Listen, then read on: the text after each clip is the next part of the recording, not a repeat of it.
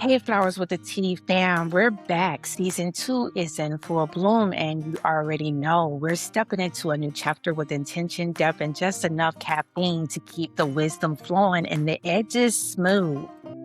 This episode is sponsored by Cognitive Inspiration, the major sponsor of Flowers with the Tea, where you can purchase apparel and merch, which represents the Flowers with the Tea and the Rhymer's Corner podcast.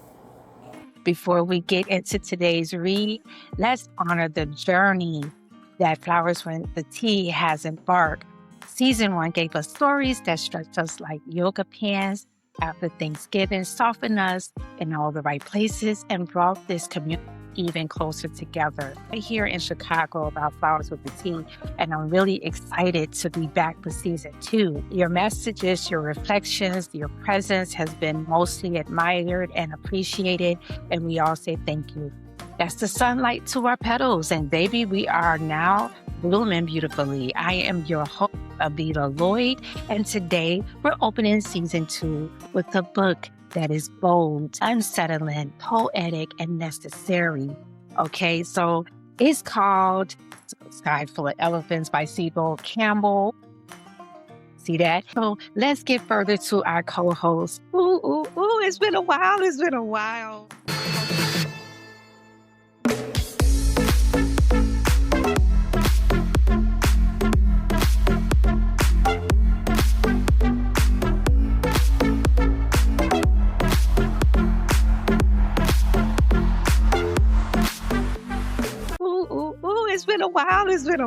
Before we go any further, let me take a moment to send some love across the miles to our Los Angeles cinematic storyteller and co-host, the woman who sees life in a camera angles, plot twists, and perfect lighting, Andrea Walker Williamson. Andrea, unfortunately, won't be able to join us for this episode, but don't worry, she's absolutely still part of the heartbeat of this space, and she will be back with us soon. We will miss you in this episode. We love you, and we say your seat is still here, honey. No one else is sitting in your chair. Now, joining me today, I'm so happy. Oh, I miss this girl. I miss her. From Cape Town, South Africa. You know, our soulful wordsmith, I want to say poet, but she's a writer who can turn everyday moments into lyrical magic. This woman keeps it real 100. If you ask for her opinion, she's going to give it to you, and be prepared what comes out her mouth. You may not always like it, but hey, it is what it is. Lleigh, Haydricks. Dolly, what up, Dolly? What up, Dolly? It's been too long. Yeah. I definitely missed this so much, and so happy to be back. So happy to get started with our second season and to see where we head next. Awesome. And joining us as our co-host, I would say guest co-host, but Lleigh was like, is she coming back for Season 2? I was like, yeah. It wasn't in a negative way. It was all love. She enjoyed you, honey. Oh, but yes, you are not just a guest host. You are. I would love to have you as a host and have you come back again in our future episodes. She is a visionary in the literary space, a builder of culture, and the kind of person who makes you leave with 3 more books than you plan to buy. Markizh Johnson, book bar entrepreneur and founder of Page Turners. Ladies and gentlemen, I introduce to you again and return back Markizh Johnson. Hello, and thanks for having me again. I really appreciate this opportunity because I love to read and I love to talk about my books. And that's the beauty of community, ladies and gentlemen. Yes. We got some fine women in this book club podcast. Okay. And we hold space for each other on screen and as well respect each other off. So we want to build a space where books aren't just read, they're experienced. People just don't sit, they gather, put the phones down, pick up a book, take a moment to let your mind reflect into something else other than social media from our phones. All right. So that's the culture shifting energy. Lleigh, tell me what you've been up to since Season 1. There's been a lot going on. Since Season 1, I moved back home. From being away for a year in America where I met you. I've been home. It's been a transition, to be honest. I never really fell into routine here quite a while. So the last couple of months have been quite hard. It's very different compared to when I was that side. When I was that side, there was a lot of more freedom, a lot more time for me to work on my projects and all those sorts of things.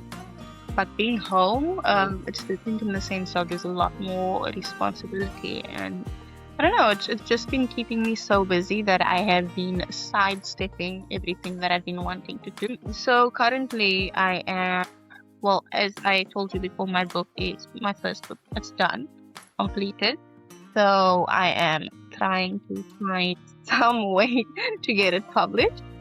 Hopefully within the next few months it will get sorted. I'm working on a second project as we speak as well. And I'm trying to take a page out of you guys' book as well, because I'm not very social media driven, so to say. Right. So I'm trying to get myself out of it, like out of my comfort zone, trying to start posting on social media, it's a challenge. It's not the kind of person that I am. I mean, as you know, I think I told you when we met, I would never do something like that. So meeting you was it was a really big step in my life, because it put me out of my comfort zone, and so this was the first step.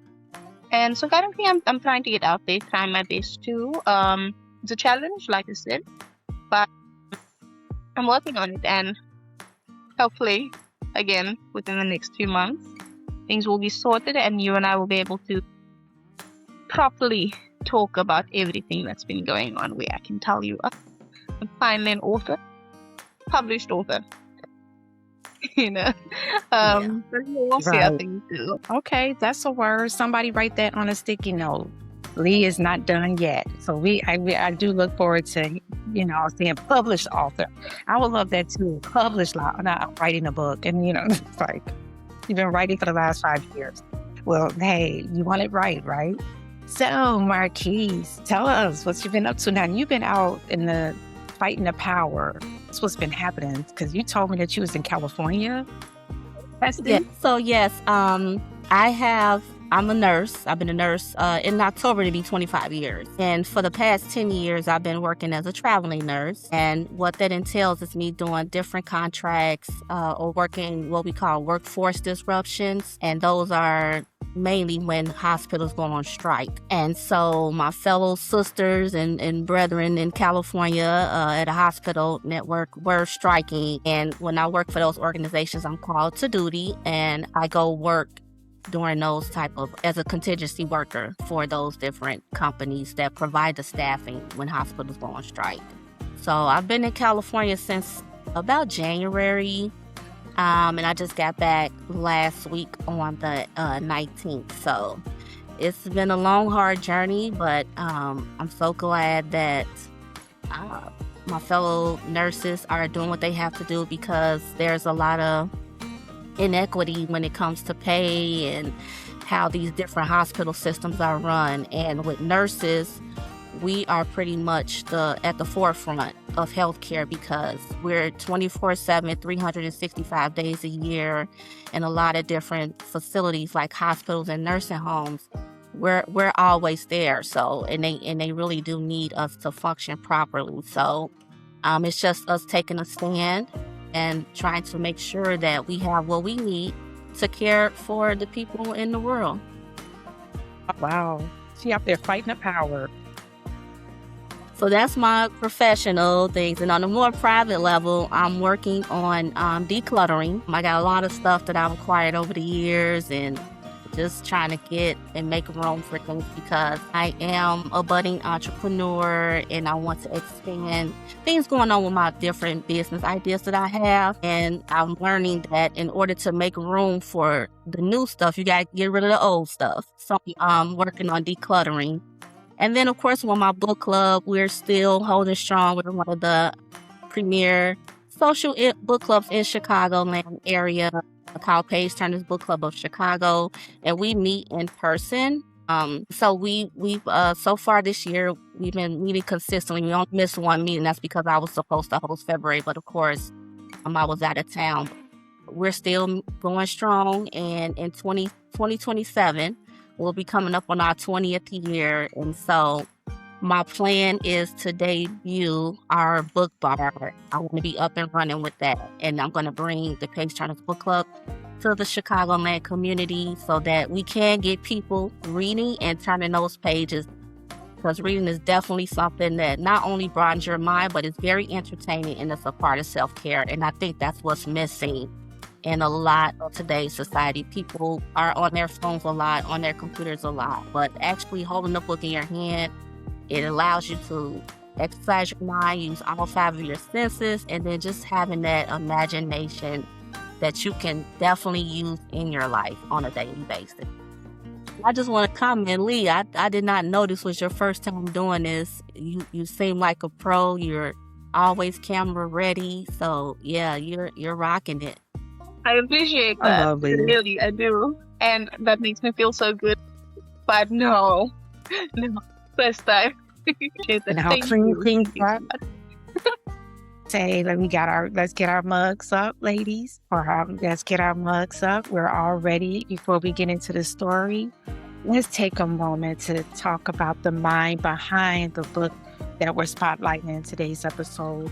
The author, Cebo Campbell. He is not just a novelist. He's a multi-hyphenate creative writer, filmmaker, creative director. His works live at the intersection of storytelling, culture, and imagination. As I believe the copyright of this book was in 2024. That's very recent. Very recent. For his bold and speculative premise and deep exploration of identity, race, and community. And what I love most as we get into the discussion is that Cebo, who doesn't just tell stories, he challenges how we see the world and ourselves. I'm telling you, this book took me back to the pandemic. And if we look at what we're dealing with today and who we have in office today in the United States, it's scary. Mm-hmm. It makes me think about what we went through in the pandemic, the people we lost, the unexpected changes that took place. What really controlled our minds? This book, now, Markizh, you were the one that you told us about this. Now, when I saw, you recommended this book, and when I saw the cover, I was like, what is this about? Right. I'm like, is this a science? I'm thinking, I already knew it looked like a high school. I'm no Cebo, don't get mad at me, all right? Don't get angry.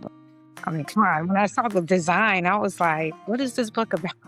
I was like, this looks like a science, like a high school, but then I'm thinking it's about our minds and how much power. Think about the pandemic, ladies. Think about the impact with how COVID, this whole, everything, it impacted the entire world, our minds. Yes. But some people are challenging, was there really a pandemic, COVID, or was it all in our mind? Imagine how much control, mind, how powerful. It's amazing how I'm going into this deep, and I'm trying not to tell too much of the book. But Markizh, can you, so let me just, before we even get started, which honestly is a literary version of someone rearranging your furniture while you're asleep, and you wake up realizing the room makes more sense now. Cebo's book, A Sky Full of Elephants, is a journey of every creator. Vision requires endurance, and community helps us carry it forward. But we have to be careful with which community we attach ourselves to. So, Markizh, before we get started, what influenced you to recommend Sky Full of Elephants? So, sure. I first was introduced to this book by a publisher. Her name is Heather Bird here in Chicago, and she was hosting a workshop on writing, and it was about when you're writing, how to address conflict. And so she chose this book as a premise about different types of conflict in our lives. You have personal, and then you have internal and external conflict. So after we took a deep dive into the book and kind of looked at different points of it, and then did a lot of reflection reflective writing exercises, I'm like, wow, this book is really deep. Not only does it make you think and gives you hope of what could become if you don't have any barriers, and what it talks about what growth looks like and different types of trauma, injustice, just on the whole front. What does that look like for you? So definitely questioning us and bringing out those different types of raw emotions. And then surprisingly, one of my own book club members chose it as our book club selection of the month. And so I was delighted to see what my book club members would do with it and how they would take it and how they would read it. Because we do read a lot of fiction, but it's more so entertaining, things of that nature. And so by this book having so many layers to it, I was definitely curious to see how they would interpret this book by Cebo Campbell.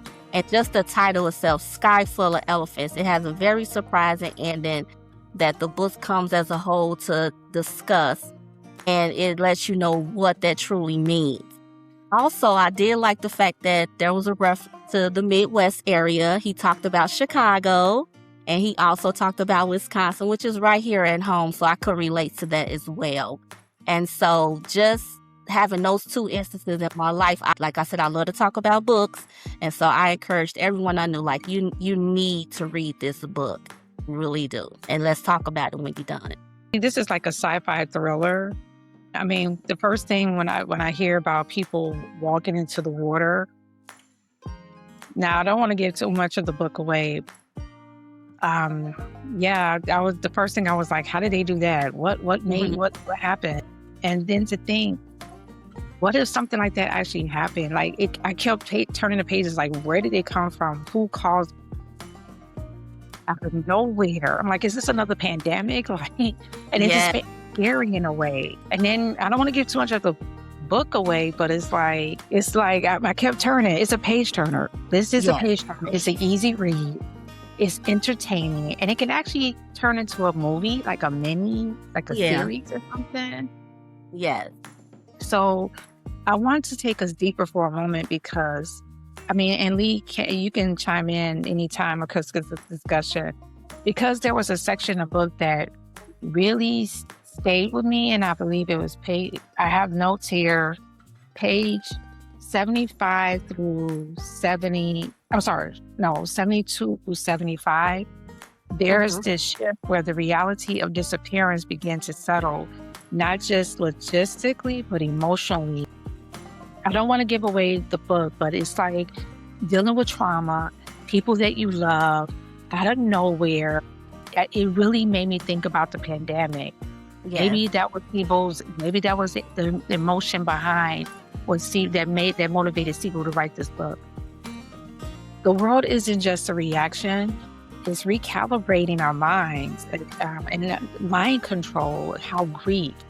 But the main character's desire to Sydney, her desire, and I'm going to be honest with you, when I found out I was adopted, it was an awakening moment. I felt so much a ball of emotion. I can relate to Sydney. It's like, okay, this is my biological father. But then to find out the truth about our family, like what really happened versus what I've been told all my life, it stuck with me. It's not just about who's missing from my life, who has been missing from my life. It's about how to adjust quickly to this new beginning and being able to adapt to my biological family with my adopted family. Sydney's experience, it was a moment that I can relate to. So, I don't know, ladies. I mean, you may have a different account to the story. What do you think? I think Sydney definitely had an identity issue, and that led to that personal conflict, and then that internal conflict that she was dealing with her family. But she already had that. Her mom knew the truth all along, what was going on. She knew she was different, but she always had trouble fitting in. And that was something that was innate in her. She just really did not know. The comments that were made about her hair, things like that, how she looks different from her brothers. So it was just something that she always knew and always felt, just never felt at home. But then when she lost the home that she had, then that just opened up a whole new can of worms. But she just never knew the truth. And even then, she still did not want to accept it. Right. But yeah, I mean, it's like, what about mixed race? Like, I mean, she was half black, half white. Mhm. Sydney, so Yes. she wasn't controlled into going to the water. But because she had Because she was black that as well. black race Yeah. in her. So that's what pretty much saved her. And that's what saved her aunt too, even though her aunt had been passing for years. Remember, Exactly, that's true. she was spared as well too, and she knew the truth behind what was going on. That's interesting how when she reunited with her aunt in Right. Orange Beach, you know, that whole thing was like, wow. And now we bring in religion involved. It's like accountability, how we integrate systems that can move on without accountability. And she's thinking about her father. She had this emotion, this anger towards him, and then she finds out the truth. And then this book talks about systemic racism, how her parents were in love with each other. And then, you know, yeah, it makes me think, could we honestly survive the world without white people? Makes you think, if something like this were to happen, let's keep it real. Could we really survive this global without the existence of white people any longer? Well, when you think about how you have been for years focused on that and trained that they are superior, that fear that when they're not here, who do you turn to when they are the ones that have been gatekeeping for a long time, right? So you saw that in the book. You saw that in the book where some people just did not want to realize that they were all gone. And they wanted to leave too because they just could not understand what was going on. And for those that had that identity crisis that were half race or mixed race, they wanted to go too. They're like, well, okay, I'm white. I identify myself as white. Why didn't I leave as well? What I want to go too. I want to leave. I don't want to be here anymore. And so I think that you can survive because I'm quite sure, and that's something that I haven't had a chance to really look up. Are there any places in the world, because we have 7 continents, right? Is there any places where there isn't much of a white influence, and how are those places surviving and thriving without it? Like, what does that really look like? We know that we can't imagine it ever in America. But then if there's some other places around the world where there aren't any white people, and not just the white skin, but the traditional white people that we identify with here in America that hasn't had much influence, how are those communities surviving and thriving? Do they really exist?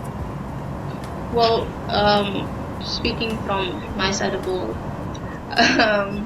we have a majority, what I would say, black people, especially taking over most businesses, retail shops, governments, everything, majority black. I mean, yeah, we've got white people, obviously.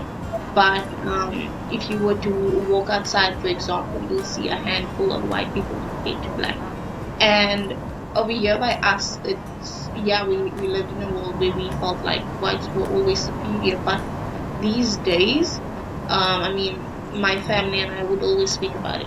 Blacks, they take over more. Now it feels as if the races have switched, as if the black is now what white used to be. Okay. No, it's like I kind of figured. I saw Lleigh taking her time with her opinion. Now, normally when she loves a book, she'd be like, yes, and let me tell you. Thank you, Lleigh. For me, my flower and tea pairing when I think of this book is the flower Blue Lotus. The positive side that I see from this book is that I can relate to Sydney's story when it comes to discovering your family, the good, bad, and ugly.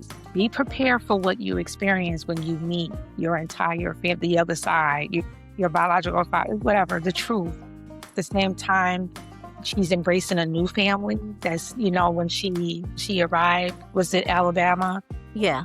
She embraced this family. It took her some time it's an adjustment. But family is not always people that we're related, that we're blood linked to. Family is people who take us in and nurture us as well, and discovering love. When I think about the tea of choice, I think of the oolong long tea. That's spelled Oolong, is Chinese. It's layered and evolving, and I think that's how this book came at me. With each sip, it reveals something new. It could be good, the bad, and the ugly, but the first taste is subtle, grounding. The next sip reveals complexity. It has a little sweetness. I have the red rose, like the reality of life. Michael Elvis asks us to face. This tea makes you pause, savor, and reflect. So if you notice, I'm not gulping down the tea. It's like when I taste it, I'm like, it's a taste that takes me time to get used to. Okay, so it's not a real flower, but it's like this little butterfly flower bouquet that I have at home because I love butterflies. And I chose this bouquet because what the butterfly stands for, change and transformation. And I saw a lot of that in this book. Was looking at your past and thinking about everything that's been going on, what you learned, what you feel like is expected. You're born into a certain station in life, and people expect you to stay there, stay in your place.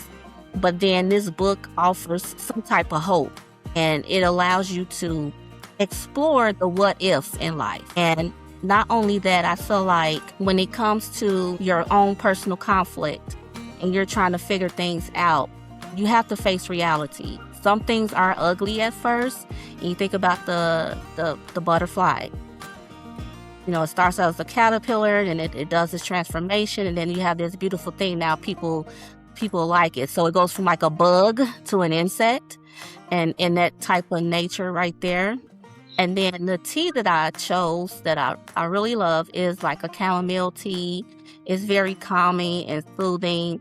And so, again, once you kind of go through things in life and you challenge yourself to get over those humps and you face your reality, you face your fears, and you work through things in a manner that they're supposed to, because we're in a type of world now where everything is rush and everybody want to rush, want things to hurry up and happen, but it doesn't happen like that. And so that book reflected that as well, because there was so many things going on. Not only you keep referencing the fact that it seemed like it was what was going on during COVID when the world was shut down, but also if you take a look at certain things, we're changing stuff with energy and making more things electric. And remember how far they had to travel just to be able to get on the road with the car. And that takes stalls too. And then it causes you to pivot and, make adjustments. So, but after a while, once you go down the road that you're supposed to travel and take those baby steps and do the work, then everything kind of works out for itself and you get that clarity. So that's why I chose the chamomile tea. And I have a question for you guys. You've read the book. You read the book in its entirety. You looked at the title of the book. So what is your take-home point as far as the title and how it relates to the actual storyline and what you felt like you learned from that? Me, I would say sometimes confrontation is exactly what growth looks like. Me, this book doesn't comfort, it confronts things that, for me personally, that's things that I went through personally. Truth hurts. Yeah. So that's what I take. But at the same time, I can't allow it to block me from feeling love. So it's been too long. Definitely missed this so much. And so happy to be back. So happy to get started with our second season and to see where we head next. If you are an author, hey, this is what we do here. Both with your honest feedback and your... That was just the question. I was just curious. I hope Lleigh likes this next book because you think about approval, relationships, and living unapologetically. We're diving into the book, The Courage to Be Disliked by, please do not hate me. Please don't hate me. I'm not good with pronouncing names. Ishuru Kashimi and Umi Kolga, a book that asks the boldest questions. What if the fear of judgment is the only thing holding you back? Markizh, Lleigh, thank you for bringing your vision into this space. It's always a pleasure and always grateful to be in the room virtually and physically. Book clubs virtually, or just put down a cell phone, pick up a book, and books still matter. Let's support our local bookstores as well in our bar. And yes. So before we close, I also want to take a moment to send our love to our sister and co-host again, Andrea Walker-Williamson. Andrea, we miss your voice in today's conversation. But your spirit, your creativity, and your storytelling energy are always part of this space. Lleigh, love you, girl. Thank you for joining us. I'm so happy to see you. Thank you. And thank you guys for reading this book. I really enjoyed the conversation today, and thank you for having me on. You're welcome. Thank you. Flowers with the Tea family. We are awaiting Andrea's return, and I'm so happy to see Lleigh and Markizh again. Drop us a flower like emoji if this conversation today moved you, challenged you, or made you pause. Lleigh had mentioned, read the book. Read it for yourself, and make your judgment of the book yours. But don't let other people's opinions stop you from reading. Right? We are growing together. Life is not perfect, but don't be afraid to speak up. Yes. Thank you both. Until next time, keep reading, keep questioning, keep blooming, protect your peace, water your purpose, and don't forget to laugh along the way, because growth without joy is just stress in a fancy outfit. And as always, bring me some flowers, baby, with my tea. Ladies and gentlemen, until next time, be at peace, put down the phone, feed your mind with books, and love on the way. Thank you, ladies. Oh, man, and we actually had a good video. We didn't see Lleigh looking like this. You gonna keep teasing her, huh? Okay, I'm going to stop recording right now, ladies. We got to have a little blooper topic.